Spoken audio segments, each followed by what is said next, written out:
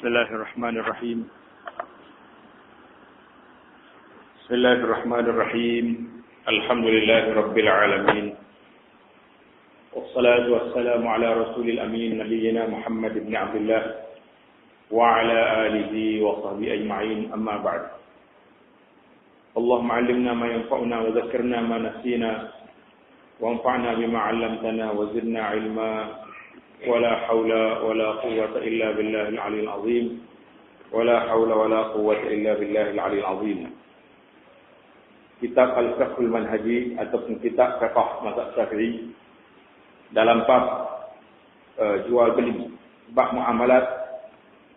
Sambungan perbincangan kita kali ini ialah dalam bab bai'atani fi bai'ah. Bai'atani fi bai'ah maknanya akad dua dalam satu. Akad dua dalam satu.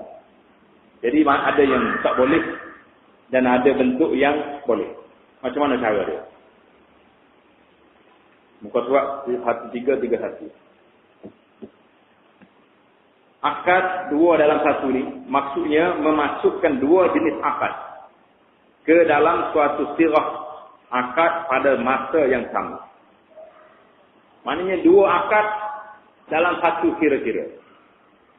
Contohnya penjual berkata, saya jual rumah ini dengan harga 1,000 tunai dan 2,000 secara ansuran atau selama setahun. Ini dua harga. Saya jual barang ini 1,000 tunai, 1,200 ataupun 2,000 bertangguh. Tahun ke, 5 bulan ke. Yang pentingnya naik harga, beza harga. Pembeli pula menerima jualan secara tunai atau ansuran tersebut. Jadi pembelinya beli hak tunai ke beli ansuran, tak tahu. Ataupun penjual berkata, ini contoh yang kedua. Penjual, saya jual kereta ini dengan harga 1,000 dengan syarat anda menjual kepada saya rumah saudara dengan harga 2,000. Hak saat ni tunai 1,000. Buta 2,000. Contoh yang kedua ni maknanya dua akad dalam satu, dua kontrak dalam satu. Iaitulah saya jual kereta ni kepada awak dengan syarat awak kena jual rumah awak kepada saya. Itu dua juga, satu akad. Kita akad kita jual barang ke dia. Dia akad jual barang kepada kita. Dengan syarat. Jadi apakah hukumnya? Cara jual beli ini adalah antara bentuk jual beli yang diharamkan dan tidak sah. Jadi kita masih lagi perbincangan kita ini dalam perkara yang jual beli yang tidak sah. Yang haram. Jadi itu antara ini kerana harga sebenar tidak diketahui seperti mana dalam contoh yang pertama. Contoh yang pertama tadi, hak mana yang awak beli? Bila dia beli, tunai 1,000, butai 2,000, jadi akad tak tahu mana satu. Jadi kalau tuai dia mari minta, esok mana duitnya? Ambil lah dulu sikit, 200. Malah janji 1,000. Saya tak kata nak mana-mana. Maknanya akan timbul perkelahian dalam akad lagu ni. Sebab tu dia tidak boleh. Kerana tidak diketahui seperti mana dalam contoh yang pertama ataupun jualan tersebut dikaitkan dengan syarat tertentu seperti mana dalam contoh yang kedua. Contoh yang kedua tidak usah kerana kita nak jual barang kita tapi dengan syarat dia jual barang dia. Dia tak kata lagi nak jual, kita bagi syarat. Mana akad lagu ni dikira tidak sah. Abu Hurairah radhiyallahu taala anhu telah menceritakan, katanya, naha Rasulullah sallallahu alaihi wasallam an bai'ataini fi bai'ah. Naha an bai'ataini fi bai'ah. Maknanya Rasulullah sallallahu alaihi wasallam melarang jual beli dalam satu akad, dua perjanjian. Tak tahu mana satu. Itu tak boleh. Awak beli dengan harga 1,000 ke dengan harga 2,000 akan menimbulkan perkelahian nanti. Tak tahu mana satu dia terima. Jadi kalau dalam masalah kita beli hari ini, dipanggil beli ansuran. Jangan tukar antara ansuran dengan insurans. Ansuran ni makna beli, bayar secara peringkat-peringkat. 10 bulan, 10 kali, 5 kali. Itu makna beli secara ansuran. Beransur-ansur. Tapi kalau beli insurans, lain.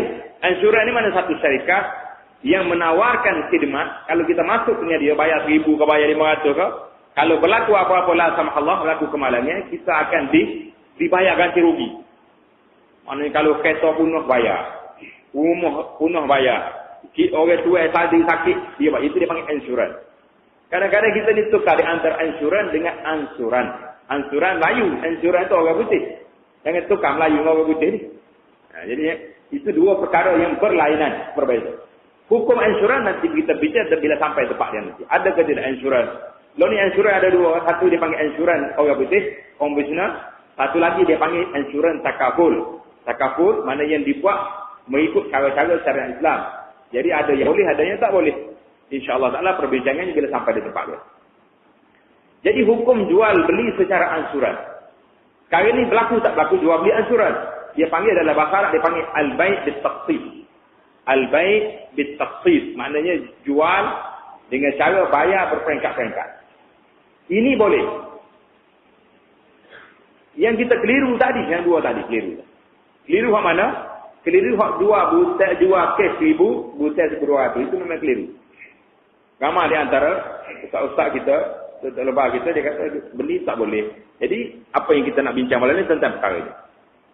Dalam kesempatan ini, kami ingin menyatakan bahawa tidak salah untuk menjalankan jual beli secara ansuran. Kerana jual beli ini adalah sah. Jual beli ansuran 10 kali, 5 kali ini sah. Tapi dengan syarat bukan barang yang terlibat dengan riba. Terlibat dengan riba tak boleh juga. Riba nanti masuk bila sampai tempat dia insyaAllah.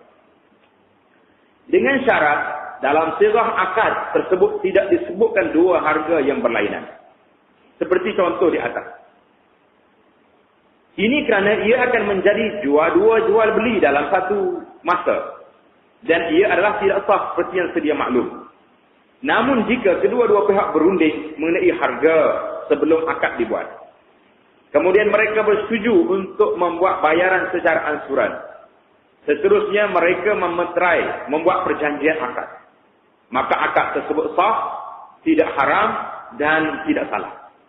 Walaupun mereka ada menyebut tentang bayaran secara tunai semasa berunding, dengan syarat ia tidak dimasukkan ketika membuat akad. Ini jelas pada kita. Masa kita berunding tadi, awak nak bayar macam mana? Bayar. Nak bayar tunai 1,000. Ke nak bayar 10 kali, 5 kali bayar secara ansuran, maka harga dia 1,500. Itu dalam perundingan. Dalam kira-kira. Tengok duk kira tu, boleh kita bicara lagi. Oh, dia kata saya nak rugilah kalau beli ansuran. Beli ansuran 1,500 naik 500. Beli cash 1,000. Saya nak beli cash. Maka dalam akad dia buat satu. Ataupun dia pilih yang kedua. Saya tak ada duit lah nak bayar cash selalu. Tapi dengan ansuran dalam masa 2 tahun, insyaAllah boleh beli. Macam kita buat hari ni, nak beli kereta, beli rumah sampai 30 tahun dah. Lautan. Jadi, dia pun dalam akad dia pilih satu saja. Saya beli barang ini dengan harga RM1,500 berhutang dalam masa 2 tahun ataupun 15 bulan. Maka penjual kata, okeylah saya jual barang ini, saya terimalah, pembeli saya terimalah barang ini dengan harga yang tersebut dan akan dibayar berperingkat dalam masa 15 bulan. Maka ini dipanggil sah. Yang tak sahnya tadi sebab tak tentu hak mana-mana. Tak pilih yang mana satu kita nak. Nak akad tunai ataupun akad ansuran. Jadi kalau kita pilih salah satu, maka tidak ada timbul lagi persoalan. Dan kita harap kekeliruan ini hilang. Kerana keliru di mana? Tadi. Tunai 1,000. Ansuran 1,500. Makna nampak naik 500. Naik itu jadi riba lah tu kalau kita pada zahirnya. Lah, dia tidak riba. Naik ni kerana mu nak bayar lambat. Dalam akad yang terakhir kita buat. Akad yang kita buat. RM1,500 berhutang dalam masa 15 bulan. Itu tidak jadi masalah. Itu yang kita buat hari ini. Bahawa ni kita belajar tentang bai' al-murabahah. Bai' al-murabahah, penjual bagi tahu kepada pembeli berapa keuntungan dia nak. Contoh hari ini bank. Kita nak pergi beli kereta dengan bank. Bank kata kereta ni harga RM60,000. Di pasaran, di syarikat dia, ion ke apa, saya nama kereta, 60,000. Tapi saya, oleh kerana kamu nak bayar dalam masa 10 tahun, saya nak naikkan harga dia sebanyak 10% atau 8%. Maka dia akan jadi berapa? Daripada 90,000, naik jadi, contohlah kita kata, jadi 70,000 atau 80,000. Itu dia panggil bain al-murabahah, mana dia jelas, harga dia 90, tapi keuntungan saya nak 20,000, maka diakadnya.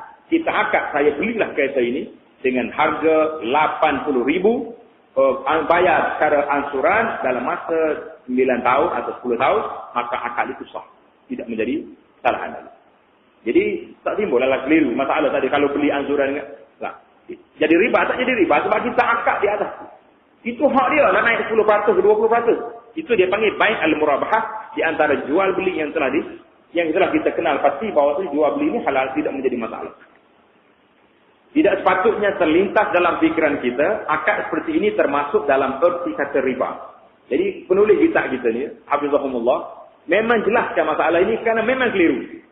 Keliru di antara ustaz-ustaz diri pun keliru, dia kata tak boleh ni riba. Sebab masalah kes itu ansuran 1,500. Jadi dia kata tak sepatutnya timbul lagi. Perbezaan harga di sini sebenarnya adalah ganti kepada tempoh. Oleh kerana awak nak bayar lambat, saya nak terima duit saya ni 60,000. Sampai dalam masa 2 tahun baru saya boleh balik duit. Maka terpaksalah dia kena naikkan harga yang sesuai dengan duit dia, terpaksa kena berhenti lama tu.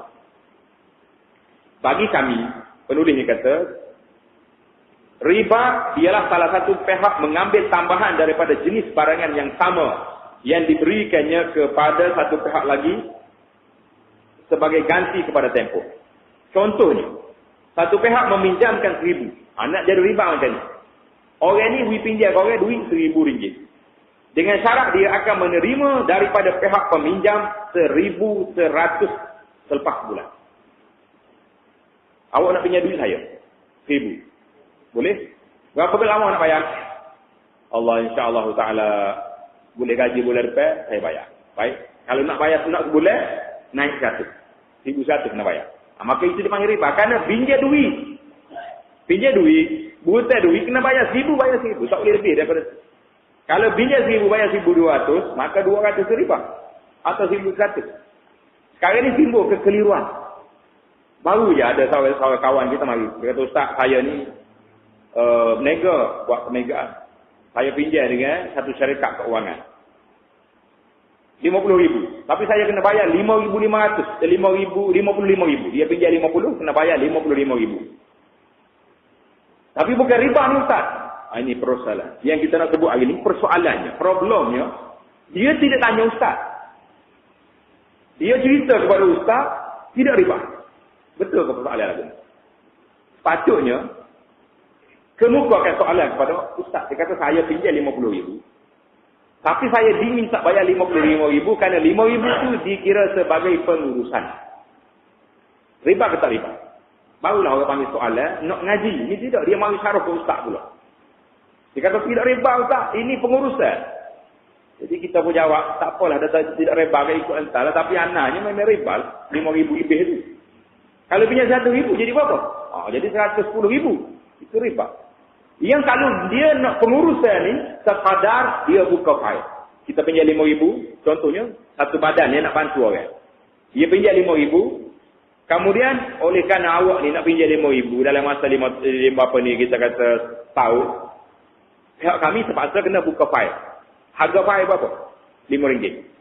Harga stamp, mati stamp orang kira, RM10, 15. Harga setiap bulan, orang dikutip duit. Berani mari ambil duit ni RM2, tambah dia mari ambil. Dalam masa 10 bulan jadi berapa? RM20.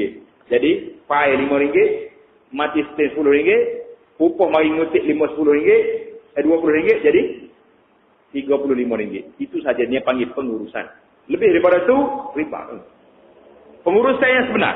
Ini yang dibenarkan oleh Kesatuan Majma' Al-Fiqh, Akademik Fiqh Antarabangsa membenarkan sekiranya keperluan pengurusan itu diambil setakat pengurusan. Tak lebih pada itu. Mana kita taklah, kalau pinjam 50,000 pun, awak kena bayar lebihnya RM100 lah kita tak. Ataupun RM200. Pinjam RM5,000 pun sama juga. untuk nak buka fail dan gajikan ikuti duit. Kadar itu saja, tak lebih daripada itu. Maka itu dipanggil pengurusan. Tapi kalau naik sampai 5,000, ini bukan pengurusan, ini riba nama dia. Jadi masalah sekarang ini kekeliruan timbul. Bila lebih mengelirukan lagi, apabila orang ini pergi syarah pada ustaz, ini tidak riba. Ustaz pun pening nak jawab. Nak jawab lagu mana? Dia ada fatwa sendiri, tak riba. Jadi kita nak hukum, upaya. Jadi kita minta tolonglah. Muslimin dan muslimat, kalau ada macam ni, ditanya, bukan pergi syarah.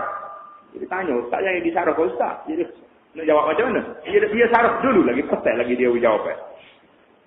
Jadi itu contoh. Riba ni maknanya kita pinjam. Pasal itulah dia panggil tidak ada sistem pinjaman Islam. Kalau orang tulis di kaya rentang kau dia tulis atlas berjalan pinjaman cara Islam. Apa pinjaman cara Islam? Pinjaman cara Islam, pinjam 1,000 bayar 1,000. Itu pinjaman cara Islam. Kalau pinjam 1,000 bayar 1,500 itu riba, bukan pinjaman Islam. Yang ada dalam Islam macam mana kita nak naik, iaitulah dengan sistem murabahah tadi. Sistem murabahah, sistem jual beli. Mana kalau bank nak naik rumah dia, tak apa hak dia beli rumah yang pemaju 200,000, dia nak 50,000 keuntungan. Tak ada masalah. Dia bagi tahu kepada pembeli, bank telah beli rumah ni dengan pemaju 200,000. Tapi oleh kerana awak nak bayar dalam masa 20 tahun, kami nak naik 50,000 lagi. Dia pun akad, saya beli rumah ini dengan harga 50,000, 250,000, bayarnya selama 25 tahun. Tidak jadi salah. Kerana itu hak dia nak menaik harga. Tapi kalau kita pinjam duit 200,000, kita nak bayar 200, tak boleh. Pinjam duit kerana bertambah duit itu sendiri. Kok ni dia jual. Jelas tak jelas pada itu. Kalau tidak penyelesaian kita hari ini. Penyelesaian kita hari ini. Macam mana nak buat? Mesti kita jual barang. Jual benda. Tak apa. Nak naik berapa ribu, naik. Nak naik 100% kita kata. Bagi kita ni saya beli 200,000, saya nak naik 400,000. Kalau ada orang nak beli selesai. Tak ada orang salah. Pasal ada sahabat Nabi kita suruh beli kambing. Beli kambing seekor, dia beli 2 ekor. Pandai dia menego. Lepas tu dia pergi jual seekor lagi pula. Dengan harga yang sama sekali lipat lagi, dia wali. Mana Nabi kita tak larang. Yang maknanya, kita nak katakan sama ada 100%, 200%, itu hak penjual. Kalau dia pandai naik. Tapi jangan sampai zalim pada orang pula. Ini itu dipanggil cara dia.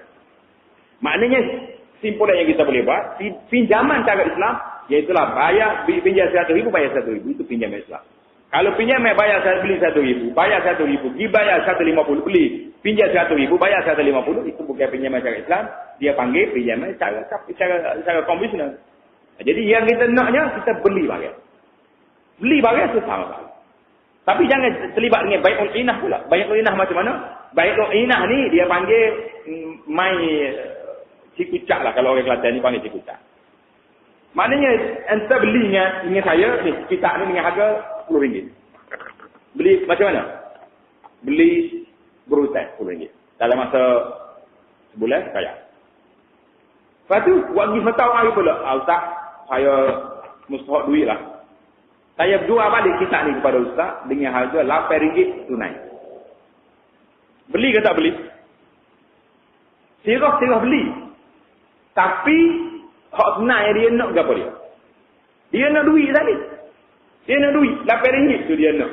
Dia akan bayar kepada anak RM10 dalam masa 2 bulan. Jelas ke tak jelas? Itu dipanggil bai'ul inah. Bai'ul inah ini jumhur ulama mengatakan haram. Inilah yang menjadi yang mendukung ceritakan kita kerana kebanyakan bank di Malaysia menggunakan sistem bai'ul inah dalam kad kreditnya, dalam gapo kredit, semua bai'ul inah. Jadi siapa-siapa yang boleh elokkan dia daripada kad-kad hutang ni, tak usah gunalah.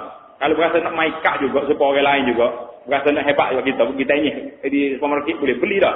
Kita guna debit card. Mana ada duit boleh beli, tak ada duit tu dia cuma. Tak usah duk pergi main. Beli pasar malam pada, tak usah duk main tak betul. Nah, itu dia panggil sistem yang ada hari ini menggunakan sistem bai'ul inah. Muslimin dan muslimat agaknya dapat. Kalau tak jelas, kita boleh buat soalan insya-Allah. Jadi tengok. Apa nak jadi riba? Satu pihak meminjamkan 1,000 dengan syarat dia akan menerima daripada pihak peminjam 1,100 selepas sebulan. Ataupun penjual menjual 1,000 gantang gandum dan dibayar dengan 1,100 gantang gandum yang akan dibayar pada masa tersebut ataupun selepas tempoh tertentu, masa ini akan dibincangkan dalam tajuk riba nanti. Dan benda ini akan terlibat dengan kes riba. Jadi bila oleh kerana benda terlibat dengan kes riba, maka kita tangguh kepada bab dia insya-Allah.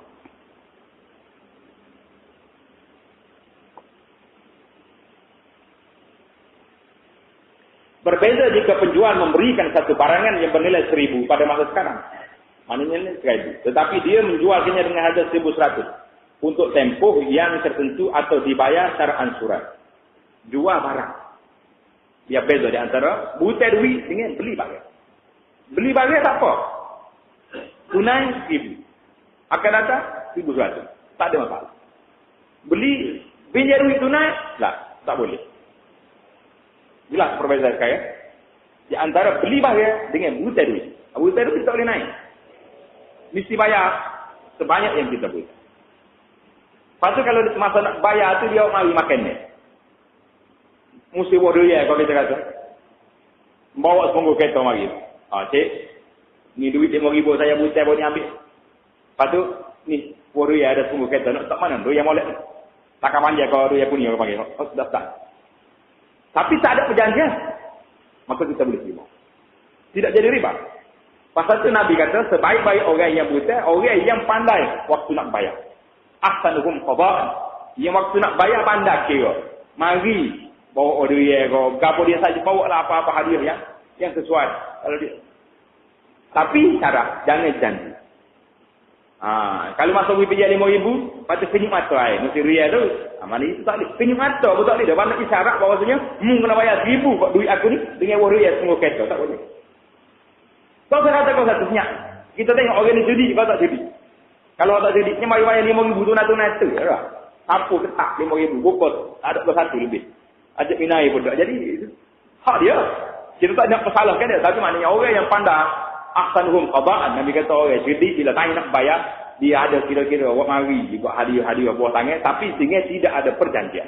Tapi kalau janji awal, penyuk mata pun tak boleh kata ulama. Maknanya janji dia tu. Duit pinjam dia pun nak suruh bayar lebih. Walaupun lebih dengan benda lain. Itu tahu. Baik. Kita masuk kepada perkara yang seterusnya. Jual beli cengkeram. Bahasa Arab dipanggil kata urbun. Jual beli urbun. Apa dia urbun pula? Jual beli cengkeram ialah satu barangan dijual dengan pembeli perlu membayar sebahagian daripada harga barangan yang dibeli kepada penjual. Kalau kita sini bayar polsek lah. Bahasa Melayu kata-kata, bayar polsek dulu. Nak beli kereta bayar polsek RM500.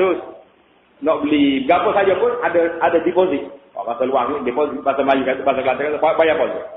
Bayar polsek dulu sikit. Boleh ke tak boleh? Bayaran ini akan menjadi hadiah kepada penjual jika jual beli tersebut dibatalkan. Mana baik al-urbun yang dilarang di sini. Awak nak beli kereta saya? No.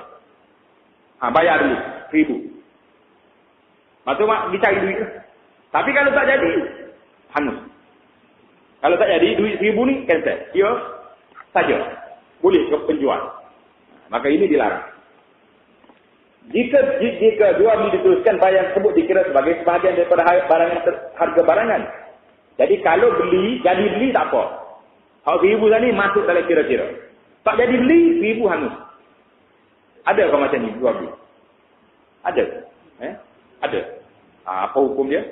Kita tengok sini. Jual beli ini diharamkan. Jangan buat. Jual beli lagu ni, bayar sekian dulu, tak jadi hangus. Ini diharamkan dan tidak sah kerana wujudnya syarat yang tidak betul. Iaitu hadiah yang diberikan kepada penjual. Hadiah apa? Tak ada hadiah apa. Cuma kita bagi syarat. Awak nak erbon, mana tanda jadi. Tapi ingat, dalam masa 2 hari saja boleh. Hari yang 3 tak mari, alah, saya akan jual kepada orang lain. Maknanya kita bagi. Kalau kita tak bagi masa, kita tak darar. Kita juga akan mudarat. Tak tunggu sampai bila, tak mari-mari lagi. Minggu dah. Benda ni orang lain mari tanya nak jual, tak boleh. Dia pun tak mari ambil. Maknanya kita bagi hak tertentu. Awak tak mari dalam masa seminggu, saya akan jual ke orang lain. Tetapi duit RM1,000 awaknya ambil balik. Yang salah di sininya, duit RM1,000 ni hangus. Itu salah. Abdullah bin Amr bin As meriwayatkan katanya, Naha Rasulullah sallallahu alaihi wasallam an bai'il urban. Rasulullah sallallahu alaihi wasallam melarang jual beli cengkeram secara urbun. Jadi itu cara yang salah. Kalaulah cengkeram ataupun deposit kita tadi urbun tadi hangus gitu saja. Perlu diingatkan di sini, amalan ini diharamkan dan tidak sah hanya jika perkara tersebut dijual dijadikan syarat dalam akad. Namun jika ia tidak dijadikan syarat, tidak salah penjual meminta pembeli membayar sebahagian daripada harga sebagai cengkeram selepas akad tersebut. Cuma penjual tidak boleh mengambil bayaran tersebut jika akad tersebut dibatalkan, melainkan dengan persetujuan pembeli. Maknanya, kalau kita pegang deposit ni, singkeram ni kita pegang, tapi dengan syarat, kalau tak jadi, kita tak ambil. Kecuali keizinan daripada pendeposit. Dia kata, minta maaf lah, saya habis duit, habis ikhtiar cari, tak boleh nak beli barang. Oleh kerana 2 minggu dah, barang awak ni, tergendala nak jual tak boleh, rugi 2 minggu, tak apalah, 500 ni saya bagi. Jadi kalau dia bagi, tak ada masalah, boleh ambil lagi tu. Yang masalah kita nak paksa dalam syarat, tak jadi batal. Itu yang tak boleh. Ataupun kita tak kata dengan mulut, tapi tulis dalam akad. Saing bawah tu. Sekiranya anda tidak jadi beli, maka duit yang diberi 1000 ini terhangus. Saing, tanda tangan. Tanda tangan dengan kata dengan mulut rupa. Kita belajar dalam sirah baru ni. Kita belajar dalam sirah zaman kita moden. Sama ada kita kata, saya terima, ataupun kita saing, diakui benar oleh tanda tangan bawah. Super. Ulama-ulama zaman kita sekarang ini kata mengatakan bahawanya tanda tangan itu sudah dikira sebagai persetujuan. Bahkan lebih kuat daripada persetujuan mulut lagi. Mulut kita boleh engkar. Saya tak kata. Tapi ini tanda tangan siapa? Cak ibu jari siapa ni? Lebih kuat daripada itu lagi. Sebab itulah, yang baik sekarang ini kita cakap akad dengan mulut kita, tepek jari pula kita. Saing orang boleh tiru. Tapi tanda tak ibu jari boleh tiru. Tak boleh tiru. Kecuali dia kerak tangan kita, pasal ke dia. Baru jadi dah. Kalau tidak, tak boleh pakai. Inilah kelebihan Allah SWT jadikan manusia. Banyak-banyak manusia atas dunia sejak mula sampai bila pun tak ada ibu jari kat serupa. Kita tak bisa dia. Allah SWT maha berkuasa. Kita buat anak kecil ni boleh 1000 wajib, so kau tak boleh. Akhirnya nombor dulu mari. Buka pintu kita, pintu rumah kita serupa. Tapi Allah SWT buat basmah kita. Ibu jari ni tak boleh suka.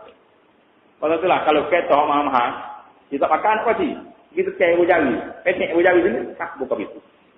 Jatuh dah ada orang lain tak boleh tiru. Kecuali dia kerak tangan kita, dia ambil jari kita boleh. Ya?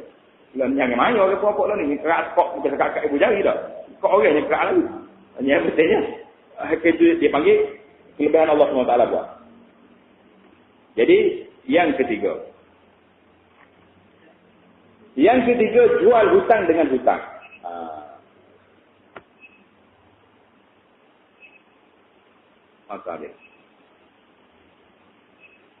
Jadi itulah di antara kesimpulan yang kita boleh buat malam ini.